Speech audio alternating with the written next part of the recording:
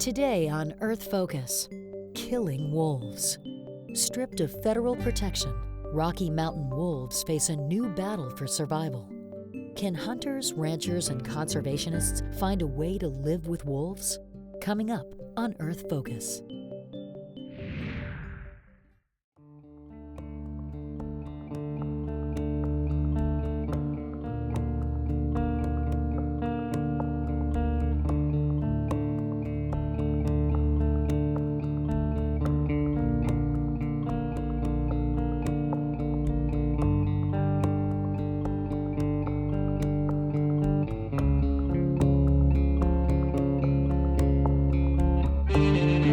People hate wolves because I think they see them as a threat to their livelihood. Wolf's a pretty good killer. We've had yearlings killed, big yearlings killed. There's only a few places on the planet that have made accommodations for wolves, and we're one of them. To some extent in this area, wolves represent government taking a misstep, government gone wrong. The removal of wolves from the federal endangered species list was done very poorly.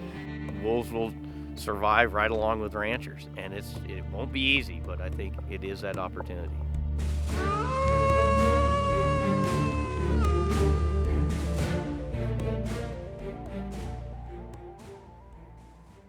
The wolves were reintroduced in 1995 and 96. It was done in 2 phases. There were plans for future reintroductions if necessary, but the wolves took to Yellowstone right away. It took decades of work to bring them back here. And we're in the 18th year of our research program and having wolves back on the land. And we've been studying them ever since the beginning.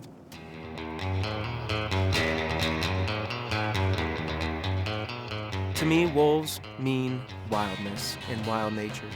You know, we are losing so much of our connection as an American society to what our wildlife heritage is. And wolves are at the core of that.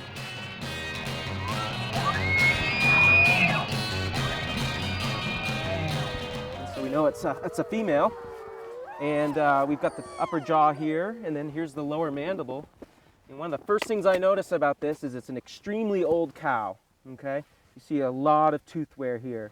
If this were a young cow, these teeth, these crowns would be high, they'd be up here at this level, and you can see they're worn almost down to the gum line. This is a very old cow.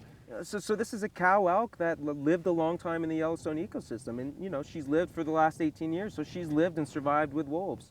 If you actually look at elk herds around the states of Wyoming, Montana, and Idaho, there's very healthy elk herds. They're either at or above objectives for elk. Wolves aren't causing wide-scale decimation of elk herds around the states. You might have times when wolves cause elk herds to decline and take hunting opportunities away from people. And we have to come to whether or not if that's acceptable to us as a society to have that balance.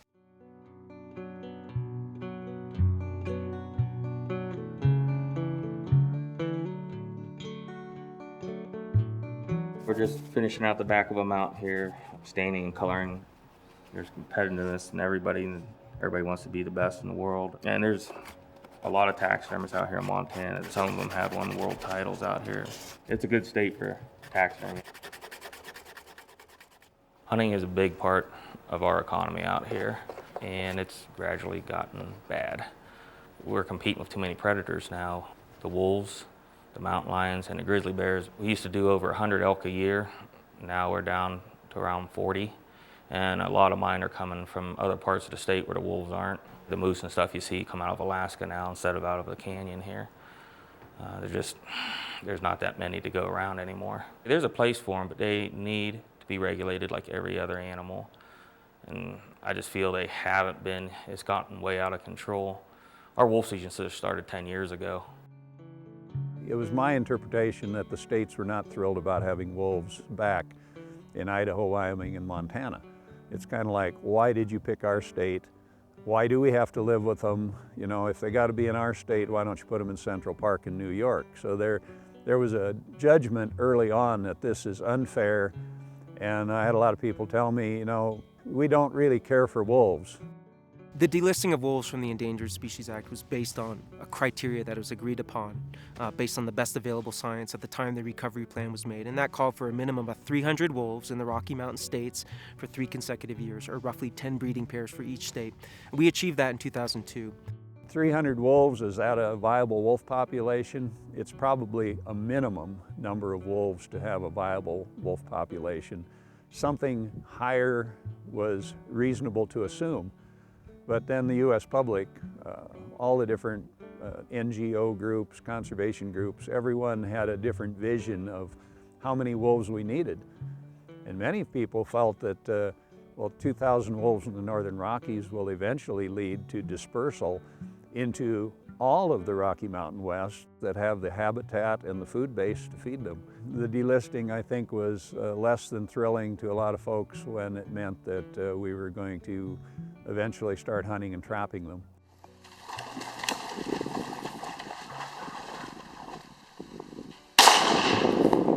The delisting was kind of unorthodox compared to delisting most species, where the agencies get to the point where they decide we have enough. Here, Congress decided that they would intervene through a budget rider and delist the wolves. It left a bad taste in a lot of people's mouth. The removal of wolves from the federal endangered species list was done very poorly. It shouldn't have happened. The U.S. Fish and Wildlife Service was supposed to ensure a viable population of wolves would remain on the landscape, and they refused to do that, and they stuck with the original recovery target per state, so about 300 wolves in the entire Northern Rockies, which is pretty much nothing. There was no doubt a lot of controversy over wolves and a lot of concern, but wildlife management is supposed to be based in science, not politics. I think the Obama administration responded to the politics of the situation.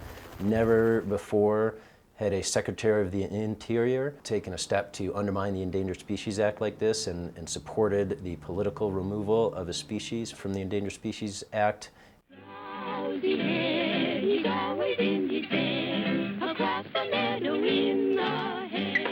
There's such a long history of hostility towards wolves. I think it was a big problem that wolves were not on the landscape for a few generations, since about the 1930s. That's caused a lot of problems. The hunting industry grew and it was boom times for the hunters, but that was somewhat illusionary because we didn't have all the predators keeping in check those ungulate populations. So I think there's a lot of hostility because the folks who are alive now, their families didn't have to grow up dealing with wolves. So all of a sudden wolves are on the landscape. There's really no right answer to the right number of wolves. What we need to do is be more proactive in solving problems that are perceived by ranchers and also hunters so that we can maintain the ecological impacts of wolves on the ground. A predominant question we have is, what are the ecosystem impacts of wolves? Predation is a predominant force in ecology and evolution.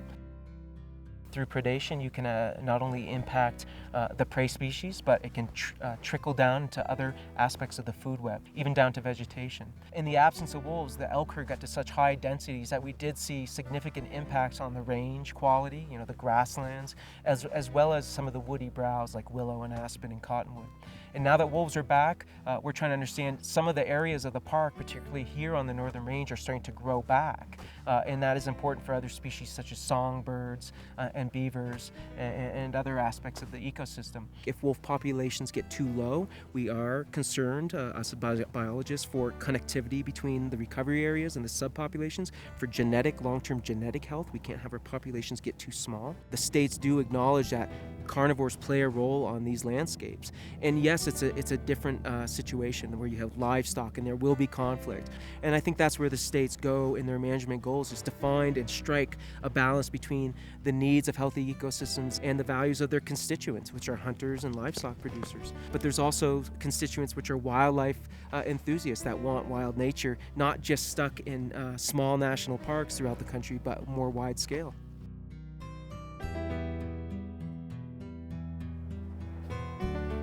Our main business at the Wild Site is to take people into the park, Yellowstone visitors, so we often get hired by people that specifically want to see a wolf in the wild. We look at the livelihood debate a little differently because we do feel like there's such a big economy based around the wolf, and that there's a lot of us trying to make our livelihood with the wolves too. So it isn't just the livestock producer's livelihood or the elk hunting outfitter's livelihood that we're talking about in this Western wolf debate. There's a lot of tourism livelihoods that are at stake here too. One former University of Montana economist did surveying of Yellowstone visitors right in the park and compiled his data, which suggested they're spending, he estimated, somewhere on the order of $35 million every year in the communities around Yellowstone to do this. So it's a significant impact for our economy to have these animals back and people coming to us to see them. We never had the expectation that Yellowstone wolves would be always protected. We accept and understand that when they leave our park, they fall into a different situation. And that's part of our understanding, is we now have data on what happens when wolves leave a protected place like Yellowstone. We lost, over the last month, 7 Yellowstone Park wolves that spend predominantly the most of their lives in the park. You know, wolves don't recognize political boundaries, and so when they leave park boundaries, maybe only for a day or two of the entire year, they're subject to the management jurisdiction of that land, which is the state agencies. So they were legally taken during the hunt. And particularly, we lost a very famous wolf. Many argue that she's the most famous wolf in the world, and millions of visitors have seen 832. She's also known as the 06 female because she was born in 2006. She was an extraordinary wolf. She was particularly beautiful. She was one of the best hunters we've ever really seen. She would sometimes take down elk by herself. She was actually taken 15 miles out of the park by a hunter. This is a pack that is used to seeing thousands of people throughout the year and probably quite naive to humans and tolerant of humans being close by. And so, you know, she was at a disadvantage in a landscape where wolves are being hunted. I think what's happening to Yellowstone wolves just really highlights what's happening throughout the region. I mean, those are the most protected and well-managed wolves in the whole region, and they're still getting shot. Imagine what's happening to wolves throughout the rest of the region where they have few to no protections. I mean, you have 20-pound wolf pups getting shot in Idaho. In Wyoming, you know, most of Wyoming, you can go onto a bunch of your national forest lands. You could trap and snare wolves. You can kill wolves however you want.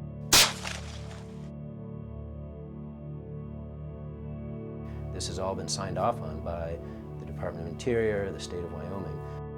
A lot of the big fans of Yellowstone wolves are following the lives of the actual individuals. They are the attraction. These become the stars of our show. So without them, like, oh wow. And to have them hunted is even harder for our guests to understand. It could influence their decision about visiting the park in the future.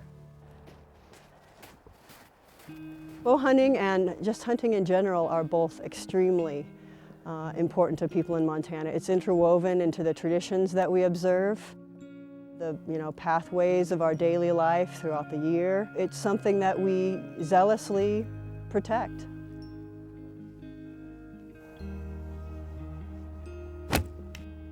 Hunting is very important, a very important way in which to put food on the table for many, many families. A good-sized elk can feed a family of 4 or more if it's a larger elk throughout the year. That's been the traditional way in Montana for, decades and centuries, to be sure. So as the animal's coming in, there are 1,000 things going through your head. So you have to think, okay, I have to get back all the way, full draw, everything taut. Look at the one spot I want to hit. Hold, here comes the vitals out from behind the tree. Hold, go. Wolves have had an interesting impact to the prey and predator relationship in Montana. They've had an additive effect to the other predation that's gone on. In recent years, we've also seen mountain lion populations, grizzly bear populations, black bear populations also on the rise. And so with the addition of the wolf, it has made some pretty significant decreases in numbers of certain animals. It's making it just a little bit harder in order to bring meat to the table. There was certainly frustration as part of that reintroduction. It did feel as if we had to go along for the ride for a while, willingly or not. But now, since the hunts have started up, now we've regained that sense of empowerment, you know, self-sufficiency, involvement in the process. That's really important for us as a state that has the hunting traditions that we have. I get thousands of emails per year castigating me as a terrible human being because we allow hunting of wolves in Montana. Now remember, we have in Montana some of the healthiest wildlife species on the planet, and somehow our wildlife managers are able to manage those species in a way that maintains the numbers and keeps them completely healthy, and we have for generations. And yet, the folks in Washington, D.C. said, well, yeah, you're really good at managing wildlife, but we will decide what we do with wolves. And we're saying, but wolves are a tool in the toolbox in terms of managing all of these other species, and we need to manage all of them together. Give us the tools so that those livestock people out there, if there is a wolf that's attacking their livestock, they can shoot them. Montana Governor Brian Schweitzer, he told Reuters, quote, "If there's a dang wolf in your corral attacking a pregnant cow, shoot that wolf. And if its pals are in the corral, shoot them too." Well, the media is definitely guilty of keeping it polarized. Animal lovers, this is a call to action you are hearing from me right now. Once again, our tax dollars are being turned against innocent animals.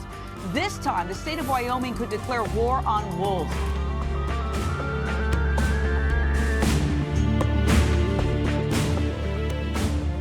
Killing wolves, whether we're hunting them, trapping them, or removing a problem wolf periodically, it really shouldn't be news anymore. We don't announce every time someone shoots a coyote or someone kills a mountain lion or a bear. Wolves are not weapons of mass destruction. They're just another critter out on the landscape trying to make a living and doing what God put them here for. Why aren't the middle ground voices heard is a good question. I think that there's a lot of drama associated with the conflict. The story we have to tell about trying to live with wolves is far more complicated than one about, you know, don't kill any wolves or kill all the wolves.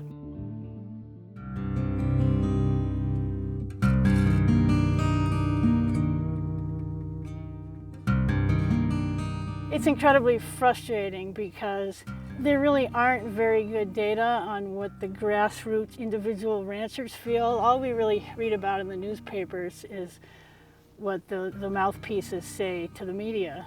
And I think it's a gross oversimplification of what's really happening out on the landscape.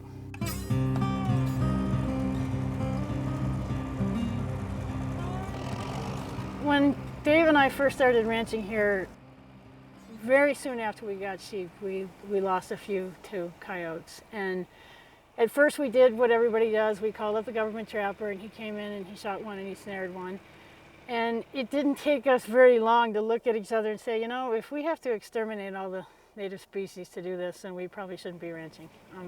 Part of what makes this region special is not just the beautiful views, but the whole biological system that makes this work. And we kind of feel like it's our obligation to figure out how to coexist. People are very frustrated by the way the reintroduction occurred. And in recent years, I think the frustration has increased in many respects because of the way some of the mainstream environmental groups have handled all the legal battles surrounding the delisting of wolves. Because after the initial semi-panic about wolf reintroduction, there was a period of several years where things simmered down, people began to learn, people began to get curious and kind of fascinated by this whole phenomenon. But then, when the battles really heated up about delisting, there was a lot of backlash and a lot of backsliding, and that's what we're in the middle of right now, I think. Predator Friendly is a certification. Basically, it's a group of ranchers who have committed not to kill native carnivores in order to protect their sheep. And it started in the early to mid-90s. We began with blankets and then later started working on mittens and hats and sweaters and smaller knitted products.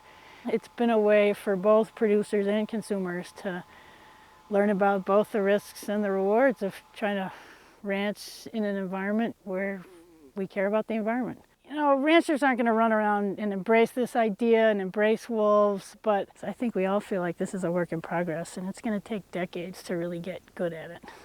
But there are people who are making real progress.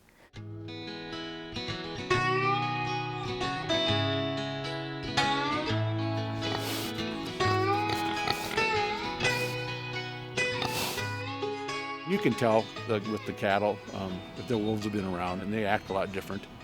The wolf belongs back up in the mountain, and if he stays up there, I have no problem with him, but he's down here harassing my livestock. We need to be able to manage that. You're talking about your livelihood. Raising cattle, your paychecks are once or twice a year, and this is what you make your living off of. So it's just like anything else. Somebody comes into your business and takes a piece of that away, you're pretty aggressive in trying to control that or keep that from happening. My name's Seth Wilson. I'm a conservation biologist, and I work with the Blackfoot Challenge, which is a landowner-driven watershed group. We act as the forum for bringing people together who normally wouldn't potentially even talk to one another to the same table, to put some of our differences aside so that we can face these incredibly challenging issues. By 2006, we had our first wolf pack documented in the Blackfoot. It's called the Elevation Mountain Pack. Most of the time, though, you come right down these draws, these two big draws here. Once they started preying on the livestock, we had to eliminate the pack because there was no getting them to stop. And even at that time of year, there was a large elk herd, and they were going right by the elk herd to come into the cattle. From 2006 to 2012 today, we've gone from one wolf pack to about 8 to 10. And that's forced us to bring the community together to think about how we adapt. You know, when wolves got reintroduced in Montana, I think we were all a little bit nervous about what that meant to us. And so the great part is organizations like Blackfoot Challenge and people like Seth Wilson that have sort of engaged us in this process. This type of flattery is something we use in our grazing program. The basic premise is that when this is flapping in the breeze, whether it's the color, the ribbons, it's something that the wolves aren't comfortable with, so it makes them a little bit nervous. So if there are wolves around our cattle, we can use this product, and then again, we use it a lot while we're calving. If a neighboring ranch has a problem with wolves, we can load this machine up and go down and we can deploy, a mile or two of this product in short of an hour. And so it's very flexible. We've seen it work. We remove livestock carcasses from about 40 ranches every spring so that we don't put the welcome mat out in the first place for bears and wolves. The other key program we have is our Range Rider program. Now we have 5 people on our Range Rider team who spend 6 months in the field radio tracking wolves and communicating every week to the ranching community where wolves are in relationship to their livestock. We put all that together and we have seen a decrease in our livestock losses to wolves. We're losing about 3.2 livestock, that's per year, with about 40 ranches involved. And so that's fairly low. When you compare our work to other valleys in Montana where there's very little mitigation efforts, there have been significant losses. What we really need to do is scale this up. This can be done. You need the resources, the science, and the collaboration, and above all, you need the landowners and ranchers who live with these large carnivores. They have to be willing to try this. I'm not elated that the wolves are here, but now with the Blackfoot Challenge, I'm going to be able to live with them. If my son's going to manage the ranch, he needs all these tools. It's the people that like wolves on the ground eat our beef. So we have to think about that. That's got to be good for us and the critters that are out there.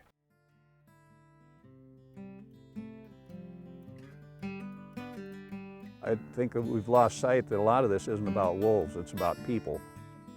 It can seem like a paradox and a contradiction to want to, at the same time, appreciate the wildness of the wolf, while at the same time feeling the need to control it. With something like a wolf, you'll never make everyone happy, and so we got to try to find some way to listen to everyone's interests and core values and accommodate them to the best of our ability. If we could figure out how to crack this nut, we could solve a lot of other problems in our modern society. It's a lot of work. Collaboration it can be messy. You can't get there tomorrow. And there's people who greatly value wilderness and the symbols that bears and wolves have for them. And there's values at play regarding productive lands and the utility bringing people together to be able to respect those different values has been really key.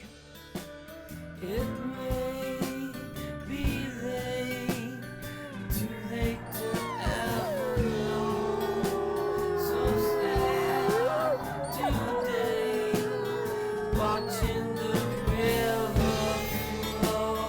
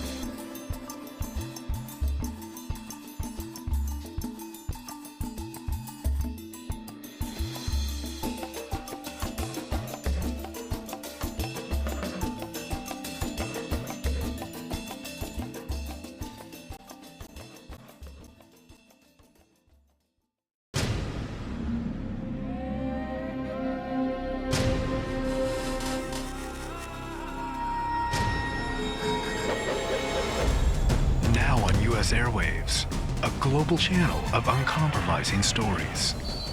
World news, documentaries, entertainment, and culture. Link TV, connecting you to the world. For more information, visit linktv.org.